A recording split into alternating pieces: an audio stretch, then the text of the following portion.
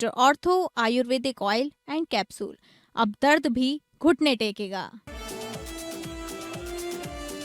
आज से देश भर में हर घर तिरंगा अभियान। सीएम योगी ने आज सुबह लखनऊ में तिरंगा अभियान की शुरुआत। बीजेपी यूपी में 9 से 15 अगस्त तक चला रही हर घर तिरंगा अभियान। विधानसभा स्तर पर तिरंगा यात्रा का आयोजन।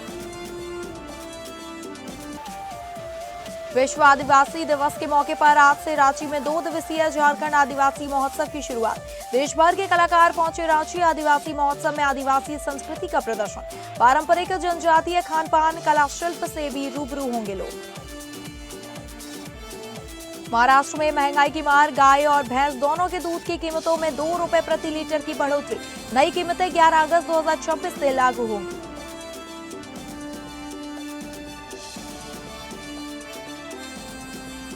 नमस्कार, आप सभी का बहुत स्वागत है टॉप अपडेट्स में और मैं हूं आपके साथ अंकिता सिंह। शुरुआत करेंगे टॉप अपडेट्स की।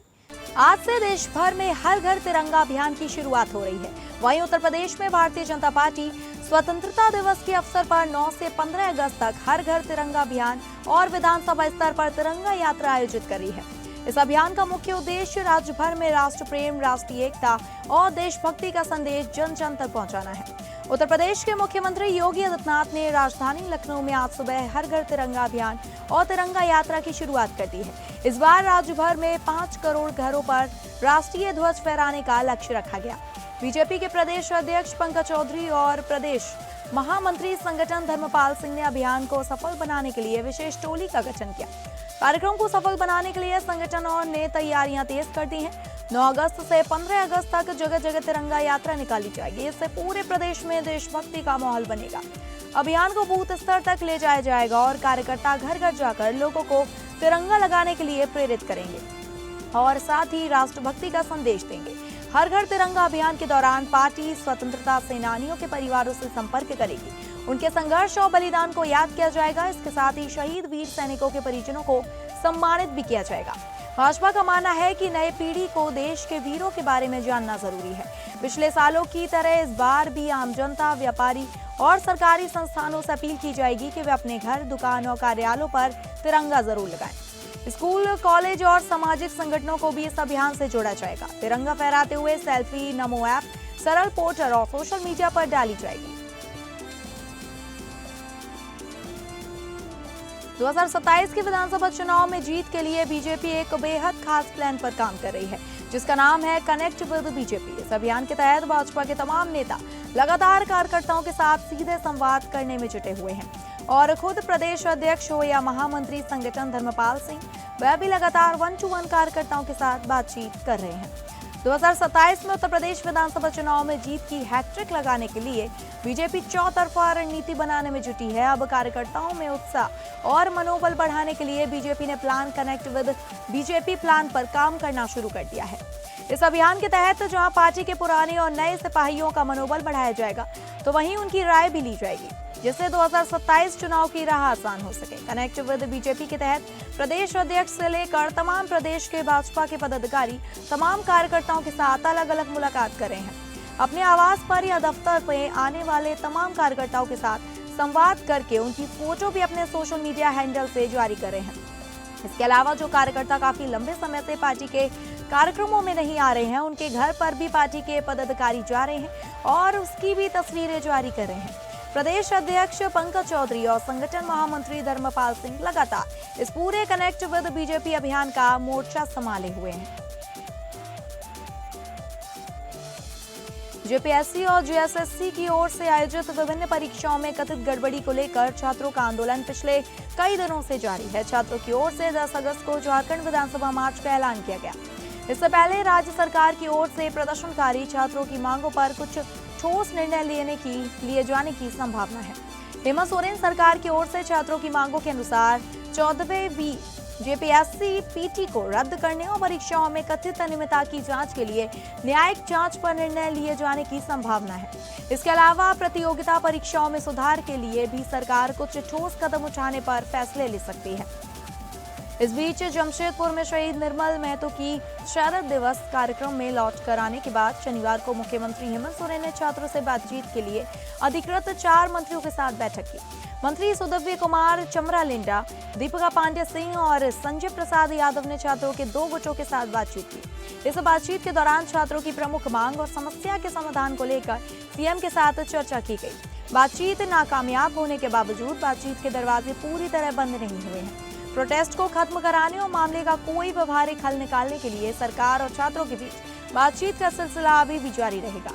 इससे रांची के जयपाल सिंह स्टेडियम पिछले 8 दिनों से अनिश्चितकालीन भूख हड़ताल में बैठे छात्र नेता देवेंद्र नाथ महतो की तबीयत अचानक सुबह 3 बजे बिगड़ गई। अनशन स्थल पर ही डॉक्टरों की देखरेख में स्लाइन के माध्यम से उपचार किया जा रहा है। विश्व आदिवासी दिवस के मौके पर रांची को मोरहाबादी मैदान में 2 दिन झारखंड आदिवासी महोत्सव का आयोजन किया जा रहा है। झारखंड आदिवासी महोत्सव में जतरा, सांस्कृतिक कार्यक्रम, पारंपरिक जनजातीय खान पान, कला शिल्प प्रदर्शनी, आदिवासी पुस्तक मेला, 5G immersive zone, drone show, वहीं वृत्त चित्र, फिल्म महोत्सव और परिधान फैशन शो मुख्य आकर्षण होंगे। आदिवासी महोत्सव के दौरान अमर शहीद चांद भैरव मुर्मू मंचक में Jharkhand film development corporation limited की ओर से विशेष फिल्म स्क्रीन का आयोजन किया जा रहा है। इस दौरान आदिवासी जीवन, संस्कृति और सामाजिक सरोकारों से जुड़ी कई बेहतरीन शॉर्ट फिल्मों का प्रदर्शन किया जाएगा। कार्यक्रम में पैनल डिस्कशन और फिल्म मेकिंग से जुड़ी मास्टर क्लास भी आयोजित होंगी, जहां लोगों को सीधे फिल्म इंडस्ट्री के एक्सपर्ट से जुड़ने और उनसे सीखने का शानदार मौका मिलेगा। आदिवासी महोत्सव को लेकर 9 अगस्त को भव्य जतरा निकाली जाएगी, जो जेल चौक, करमटोली चौक, एसएसपी आवास मोड़, गुटका चौक होते हुए बापू वाटिका मोरहाबादी तक जाएगी। भारी भीड़ की संभावना को देखते हुए ट्रैफिक पुलिस ने रूट डायवर्जन और पार्किंग व्यवस्था जारी की है। इसके तहत रविवार को जेल चौक से मोरहाबादी तक गाड़ियां नहीं चलेंगी। महाराष्ट्र में लोगों पर एक बार फिर से महंगाई की मार पड़ी है। महाराष्ट्र में गाय और भैंस दोनों के दूध की कीमत 2 रुपए प्रति लीटर बढ़ा दी गई है। नई कीमतें 11 अगस्त 2026 से लागू होंगी। यह फैसला दुग्ध उत्पादक और प्रसंस्करण कल्याण संघ की ओर से लिया गया। दुग्ध उत्पादक और प्रसंस्करण कल्याण संघ के अनुसार पिछले कुछ समय में डीजल के दाम 10 रुपए प्रति लीटर तक बढ़ चुके हैं, जिससे दूध के परिवहन का खर्च काफी बढ़ गया है। इसके अलावा पैकेजिंग के खर्च में भी करीब 30% की बढ़ोतरी दर्ज की गई। साथ ही किसानों से खरीदे जाने वाला दूध भी महंगा हो गया है। इसको देखते हुए दूध की कीमत में 2 रुपए प्रति लीटर तक बढ़ाने का फैसला लिया गया है। इसके अलावा दही, पनीर जैसे डेयरी उत्पादों के दाम 10% तक बढ़ाने का फैसला लिया गया है। सावन के महीने में यूपी की सड़कों पर कांवड़ियों का रेला उमड़ पड़ा है। सीएम योगी ने कांवड़ियों पर पुष्प वर्षा की। उन्होंने बम बोले और हर हर महादेव के जयकारे लगाते हुए आगे बढ़ रहे शिव भक्तों पर मंच से फूल बरसाए। इस दौरान हेलीकॉप्टर से भी पुष्प वर्षा की गई। इससे पहले सुबह से ही दिल्ली देहरादून हाईवे समेत प्रमुख कांवड़ रूट पर शिव भक्तों की भारी भीड़ देखी जा रही है। भक्त कांवड़ और गंगाजल लेकर लगातार आगे बढ़ रहे हैं। सीएम योगी ने आगे कहा कि पूरे उत्साह के साथ इस पावन कांवड़ यात्रा का हिस्सा बनने वाले सभी शिव भक्तों का मैं प्रदेश सरकार की ओर से स्वागत और अभिनंदन करता हूं। अमरोहा में शासन के आदेश और जिलाधिकारी की घोषणा के बावजूद निजी स्कूलों के संचालित होने का मामला सामने आया है। गजरोला में अवकाश के दिन स्कूल खुले होने का वीडियो सोशल मीडिया पर वायरल होने के बाद शिक्षा विभाग में हलचल मच गई। दरअसल श्रावण माह के मद्देनजर जिलाधिकारी द्वारा कक्षा 1 से 12 तक के सभी स्कूलों में शनिवार और सोमवार को अवकाश घोषित किया गया था। आदेश जारी होने के बाद सभी शिक्षण संस्थानों से इसका पालन करने की अपेक्षा थी। इसके बावजूद गजरौला के एक निजी पब्लिक स्कूल में शनिवार को विद्यालय संचालित होता मिला। स्कूल खुले होने की सूचना और वीडियो वायरल होने के बाद स्थानीय स्तर पर चर्चा शुरू हो गई है। प्रशासनिक आदेशों की अनुपालना को लेकर सवाल खड़े हो गए हैं। मामले का संज्ञान लेते हुए शिक्षा विभाग ने जांच शुरू कर दी है। शिक्षा अधिकारी ने बताया कि स्कूल खोलने का मामला संज्ञान में है। जांच के आधार पर आवश्यक कार्रवाई की जाएगी। वहीं अभिभावकों का कहना है कि डीएम के आदेश सभी स्कूलों पर समान रूप से लागू होने चाहिए। आदेशों की अनदेखी पर जिम्मेदारी तय होना जरूरी है ताकि भविष्य में ऐसी स्थिति दोबारा ना बने। बुलंदशहर में नाबालिग बच्ची से दुष्कर्म के बाद हत्या के मामले में वांछित 50,000 रुपए के नामी आरोपी मोनू पुलिस मुठभेड़ में मारा गया। पुलिस के मुताबिक 1 अगस्त को थाना ककोड़ क्षेत्र में नाबालिग बच्ची से दुष्कर्म के बाद हत्या की घटना हुई थी। इसी मामले में सोनू वांछित चल रहा था। गुलावटी थाना क्षेत्र के गांव छपरावत में पुलिस और बदमाशों के बीच मुठभेड़ हुई। मुठभेड़ में स्वैट टीम के दरोगा समेत 2 पुलिसकर्मी घायल हुए हैं। गुलावटी और सिकंदराबाद थाना प्रभारी की बुलेट प्रूफ जैकेट में भी गोली लगी। मुठभेड़ के दौरान आरोपी का एक साथी मौके से फरार हो गया, जिसकी तलाश में पुलिस की कॉमिंग जारी है। मौके से पिस्तौल, 2 मैगजीन, कारतूस और बिना नंबर की बाइक बरामद की गई। हमीरपुर के सदर कोतवाली क्षेत्र के पुराना यमुना घाट मोहल्ले से एक चौंकाने वाला मामला सामने आया है।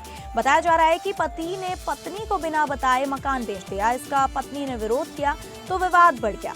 वहीं गुस्साए पति ने बीच सड़क पर पत्नी को गिराकर जमकर मारपीट की। मकान बेचने को लेकर हुए इस विवाद के बाद इलाके में हड़कंप मच गया। घटना का वीडियो मोहल्ले के लोगों ने बना लिया और सोशल मीडिया पर वायरल कर दिया। सूचना पर पहुंची पुलिस मामले की जांच कर रही है। बिलखुवा में हाईवे पर दबंगई का मामला सामने आया है। कुछ दबंग युवकों को दौड़ा दौड़ा कर पीटते नजर आए। मारपीट का वीडियो सोशल मीडिया पर वायरल हो रहा है। वीडियो में दबंग युवक बीच सड़क पर युवकों के साथ मारपीट करते दिखाई दे रहे हैं। घटना के दौरान हाईवे पर काफी देर तक अफरा तफरी का माहौल बना रहा। मामला बिलखुवा कोतवाली क्षेत्र का बताया जा रहा है। वायरल वीडियो के आधार पर पुलिस मामले की जांच में जुटी है।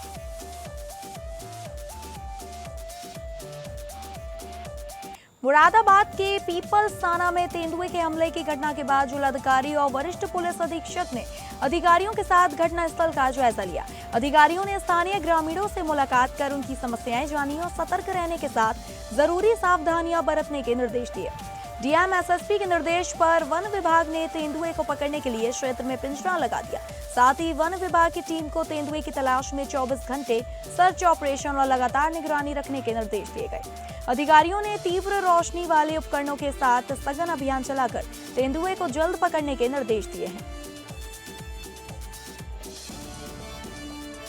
पीलीभीत में पुलिस ने लंबे समय से तलाश में चल रहे एक शातिर चोर को गिरफ्तार कर लिया है। पुलिस ने आरोपी के कब्जे से चोरी किए गए सोने चांदी के आभूषण बरामद किए। पुलिस को आरोपी की काफी दिनों से तलाश थी। गिरफ्तारी के बाद पुलिस ने आरोपी के खिलाफ कानूनी कार्रवाई करते हुए उसे जेल भेज दिया। मामला थाना न्यूरिया क्षेत्र का है। पीलीभीत जनपद में हर घर तिरंगा अभियान के तहत एक विशाल तिरंगा रैली का आयोजन गांधी स्टेडियम में किया गया। यह रैली देश की एकता, अखंडता और देशभक्ति के प्रति जन जागरूकता फैलाने के उद्देश्य से आयोजित की गई। रैली का शुभारंभ राष्ट्रीय गीत वंदे मातरम से गांधी स्टेडियम से हुआ। इस भव्य आयोजन का नेतृत्व जिलाधिकारी ज्ञानेंद्र सिंह और पुलिस अधीक्षक सुकीर्ति माधव ने किया। जिलाधिकारी, पुलिस अधीक्षक, मुख्य विकास अधिकारी सहित अन्य अधिकारियों द्वारा हाथ में तिरंगा थामकर रैली पैदल मार्च किया गया। रैली गांधी स्टेडियम से ट्रमंड कॉलेज तक देशभक्तिपूर्ण नारों से गूंजता रहा। रैली में जनपद के वीरांगना अवंतीबाई राजकीय बालिका इंटर एनसीसी के छात्र सहित अन्य शिक्षण संस्थानों के छात्र छात्राएं, शिक्षक शिक्षिकाएं, अधिकारी, कर्मचारी, पुलिस बल उत्साहपूर्वक सम्मिलित हुए। गांधी स्टेडियम से शुरू होकर गोहनिया चौराहा होते हुए ड्रमंड राजकीय इंटर कॉलेज में रैली का समापन समारोह में रूप में हुआ। आयोजित समापन समारोह को संबोधित करते हुए जिलाधिकारी ज्ञानेंद्र सिंह ने कहा कि हर घर तिरंगा अभियान सिर्फ एक कार्यक्रम नहीं, बल्कि यह हर देशवासी के हृदय में राष्ट्रवाद की भावना को और अधिक प्रगाढ़ करने का एक माध्यम है। जिलाधिकारी ने जनपद के समस्त गणमान्य नागरिकों, व्यापारियों, चिकित्सकों, शिक्षण शिक्षिकाओं से अपने घर, प्रतिष्ठान एवं कार्यालयों में राष्ट्रीय ध्वज तिरंगा फहराने की अपील की। साथ ही साथ उन्होंने कहा कि राष्ट्रीय गौरव के प्रतीक हमारे तिरंगे के प्रति सम्मान, गौरव एवं व्यक्तिगत जुड़ाव के लिए हम सभी इस अभियान में बढ़ चढ़कर अपनी भागीदारी निभाएंगे। पीलीभीत में चप्पेबाजी की घटनाओं को अंजाम देने वाले 3 आरोपियों को पुलिस ने गिरफ्तार कर लिया। आरोपी पिछले काफी समय से लोगों को ठगी का शिकार बना रहे थे। पुलिस के मुताबिक आरोपियों ने एक महिला को 5000 दोगुने करने का झांसा देकर उसके सोने के कुंडल और सोने की अंगूठी लेकर टप्पेबाजी की थी। थाना सुनगढ़ी पुलिस ने कार्रवाई करते हुए तीनों टप्पेबाजों को गिरफ्तार कर लिया। पुलिस ने आरोपियों के खिलाफ कार्रवाई करते हुए उन्हें जेल भेज दिया है। भारतीय जनता पार्टी के प्रदेश प्रवक्ता अमित चिमनानी एवं भाजपा प्रकोष्ठ के प्रदेश संयोजक ब्रजेश पांडे के नेतृत्व में भाजपा प्रतिनिधिमंडल ने शुक्रवार को थाना प्रभारी सिविल लाइन को एक शिकायत पत्र सौंपकर सनातन धर्म के आराध्य देवी देवताओं और शिवलिंग पर बेहद अशोभनीय व आपत्तिजनक टिप्पणी करने वालों के खिलाफ कड़ी कानूनी कार्रवाई की मांग की। भाजपा प्रतिनिधिमंडल ने पुलिस प्रशासन को अवगत कराया कि फेसबुक अकाउंट होल्डर से भगवान शंकर पर गलत पोस्ट किया गया। भाजपा नेताओं ने कहा कि इस तरह के कमेंट से हम हिंदू धर्म के अनुयायियों एवं सनातनियों की भावनाएं आहत हुई हैं। इन दोनों के द्वारा विभिन्न धर्मों के बीच घृणा एवं वैमनस्यता बढ़ाने के उद्देश्य से हिंदू धर्म के भावनाओं को आहत किया गया, जिससे प्रदेश में शांति व्यवस्था बिगड़ने की पूरी आशंका है। भाजपा प्रदेश प्रवक्ता श्री चिमनानी व विधि प्रकोष्ठ के प्रदेश संयोजक श्री पांडे ने पुलिस प्रशासन से मांग की कि जन भावनाओं का सम्मान करते हुए उक्त दोनों व्यक्तियों के विरुद्ध बीएनएस की धारा एवं आईटी एक्ट में प्रथम सूचना दर्ज कर गिरफ्तारी सुनिश्चित की जाए। छत्तीसगढ़ के सूरजपुर में छोटे भाई की स्कूल में हुई लड़ाई बड़े भाई को नागवार गुजरी।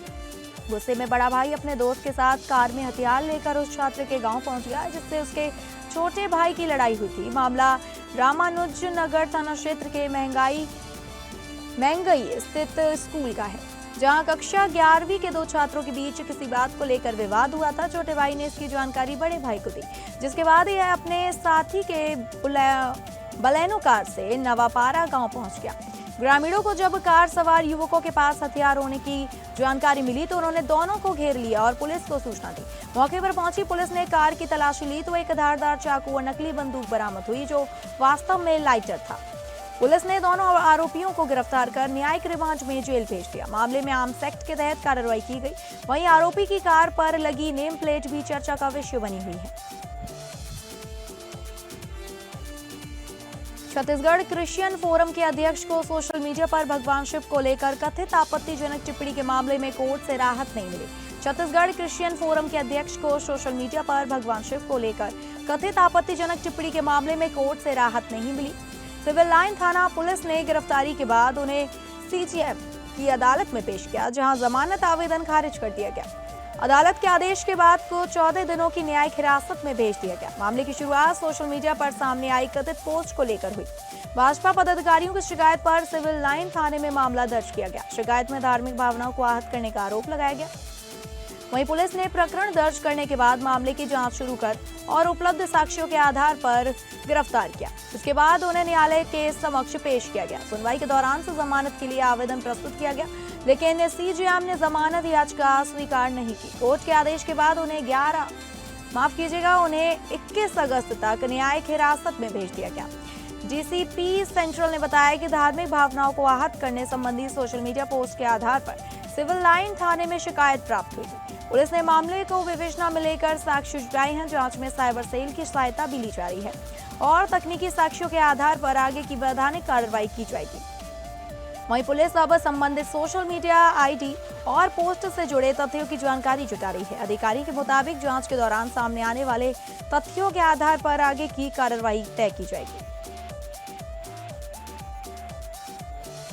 श्रावण मास और कांवड़ यात्रा के मद्देनजर वाराणसी में पुलिस प्रशासन पूरी तरह अलर्ट है। पुलिस आयुक्त मोहित अग्रवाल ने मुंजाविडी से रथ यात्रा गुरुबाग होते हुए गुदोरलिया तक शहरी कांवड़ मार्ग का आकस्मिक स्थलीय निरीक्षण किया। पुलिस आयुक्त ने कांवड़ मार्ग पर सुरक्षा, कानून व्यवस्था, यातायात संचालन और भीड़ नियंत्रण की व्यवस्थाओं का जायजा लिया। साथ ही कांवड़ यात्रियों के विश्राम स्थलों का निरीक्षण कर श्रद्धालुओं से संवाद किया और उनकी कुशल क्षेम जानी। अधिकारियों का कांवड़ मार्ग से अतिक्रमण, अवैध पार्किंग और अन्य अवरोध तत्काल हटाने के निर्देश दिए गए।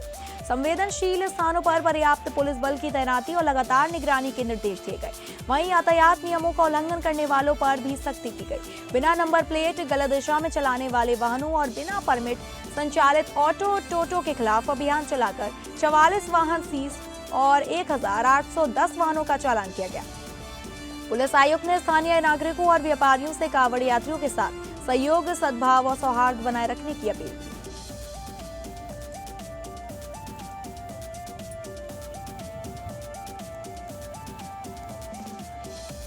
तो फिलहाल टॉप अपडेट्स में बस इतना ही। नमस्कार।